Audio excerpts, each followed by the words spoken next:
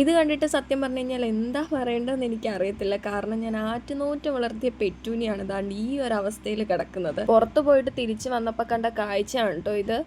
ഇത് കാറ്റത്ത് വീണാണോ അതിന് വെയിറ്റ് കൊണ്ട് പൊട്ടി വീണാണോ എന്താണെന്നൊന്നും കറക്റ്റായിട്ട് അറിയത്തില്ല. പക്ഷെ എന്തായാലും നോക്കുമ്പോൾ മൂടോടെ അത് ഇളകി വന്നിട്ടുണ്ട്. ഇന്നിപ്പോൾ നല്ല വെയിലായതുകൊണ്ട് തന്നെ പെറ്റൂനിയയ്ക്ക് ഒരു ഇത്തിരി വെള്ളം കുറഞ്ഞു കഴിഞ്ഞാൽ പെട്ടെന്ന് വാടിപ്പോകുന്നൊരു ചെടിയാണ്. ആ ഒരു സമയത്ത് ഇത് മൂടോടെ ഇളകി വന്നുള്ള അവസ്ഥ എന്താ.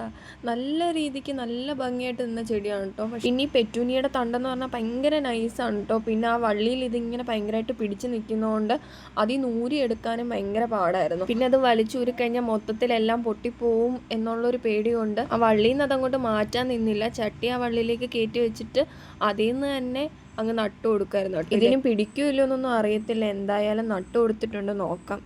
പിടിച്ച് കിട്ടിയാ ഭാഗ്യം. നേരത്തെ ഇതിങ്ങനെയായിരുന്നു കേട്ടോ നിന്നത്.